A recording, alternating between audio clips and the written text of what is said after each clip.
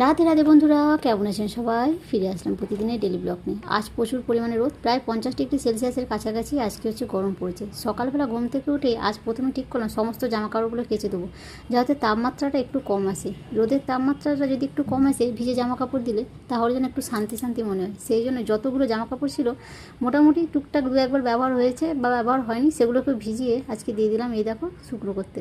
আর এদিকে দেখো রোদ কিন্তু প্রচুর পরিমাণে। মেয়ে আজকে করছিল ক্যামেরা, চলে আসলাম স্নান করে তুলসী তলায় জল দিতে আর সূর্যদেবকে জল অর্পণ করতে। চলো পুজোটা আগে সেরে নিই, তারপরে যে কয়েকটা টুকিটাকি কাজ আছে সেগুলোই করব। আর এদিকে দেখো আমি কিন্তু পুজো করতে ব্যস্ত, মেয়ে আজকে করছে ভিডিও। মেয়ের যেহেতু এখন স্কুল ছুটি আছে, ক্যামেরা ধরার মতো একজন আছে, আর কোনো অসুবিধা হয় না। ক্যামেরাটাকে কোথায় রাখবো বা কীভাবে ভিডিও করব বা স্ট্যান্ডটাকে লাগাতে হবে, কেউ বা চলে আসবে স্ট্যান্ডটা আবার সরাও, এরকম আর এখন আর অসুবিধা হয় না। যেহেতু আজকে সোমবার মানেই শিবের পূজা, তো আমার বাড়িতে যেহেতু শিবলিঙ্গ রেখেছি, অনেকেই বলে বাড়িতে শিবলিঙ্গ রাখতে নেই, কিন্তু আমার এই শিবলিঙ্গটা আনার পরে আমার বাড়িতে কিন্তু কোনো ক্ষতি হয়নি, বাড়িতে শান্তিই আছে বলতে গেলে হয়।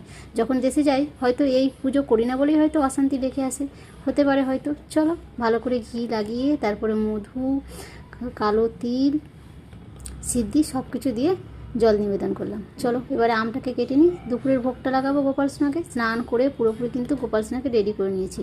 আজকে দেবো আম, চিড়ে আর চিনি, এইভাবে মাখিয়ে আজকে দুপুরে গোপাল সোনাকে ভোগটা দেওয়া হবে।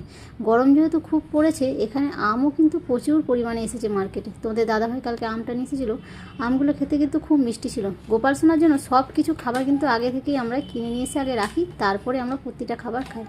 চলো এখন ভোগটা নিবেদন করে দিই। গোপাল সোনা কিন্তু পুরোপুরি রেডি। চলো আরতিটা আগে সেরে নিই, তারপরে পড়বো ভাগবত গীতা। সোমবার যেহেতু, সোমবার করে একটু ভাগবত গীতা পড়াটা খুবই উচিত, সেই জন্য আজকে ঠিক করলাম একটু ভাগবত গীতা পড়েই নিই। অন্যান্য দিন সময় পেলে পড়ে থাকি। আর এদিকে দেখো দিদিভাই কিন্তু সকালবেলা এত খাবার দিয়ে গেছে কাজে যাওয়ার আগে। এখন দিদিভাই আর বাড়িতে থাকে না, এখন দিদিভাই একটা নতুন কাজ পেয়েছে খুব ভালো কোম্পানিতে, সেখানেই যায় দিদিভাই কাজ। টেলারের কাজটা দিদিভাই ছেড়ে দিল। আর এদিকে দুপুরে রান্নার আমি জোগাড় বসিয়ে দিয়েছি। দেশ থেকে আনা থারকুল পাতাগুলোকে ভাবলাম একটু ভালো করে বেছে নিই। অনেক দিন তো হলো, কিছু কিছু পাতা দেখলাম শুকিয়ে এসেছে, এই আজকে আর পাতাগুলো রাখবো না, সবগুলো বেছেই যদি রান্না করে ফ্রিজে রেখে দিই তবু দু একদিন খাওয়া যাবে, নাহলে শুকিয়ে গেলে সবই হয়তো ফেলে দিতে হবে। তো এরপর বিকালবেলা দেখো পাখিগুলো কিন্তু নিজেদের গন্তব্যস্থানে পৌঁছে যাচ্ছে। ঠিক ভোরের দিকে পাখিগুলো ঠিক এরম সময় আসে। আর সন্ধ্যাবেলা সন্ধ্যা দেওয়া হয়ে গেছে, চলে এলাম আজকে রাতে রান্না করতে। রাতে আজকে রান্না হবে পনিরের সবজি, আর দেশ থেকে আনা হয়েছিল লাউ ডাঁটা। সব তরকারিগুলোকে করে রাখবো। অনেক কিছু জিনিসই দেখলাম প্রায় নষ্ট হচ্ছে, কিন্তু রান্না করে যদি রাখা যায় অন্তত আগামী দিন খাওয়া তো যাবে, কিন্তু ফেলে তো দেওয়া যাবে না। সেই জন্য ভাবলাম আজকে বেশ কয়েকটা তরকারি করেই রাখবো।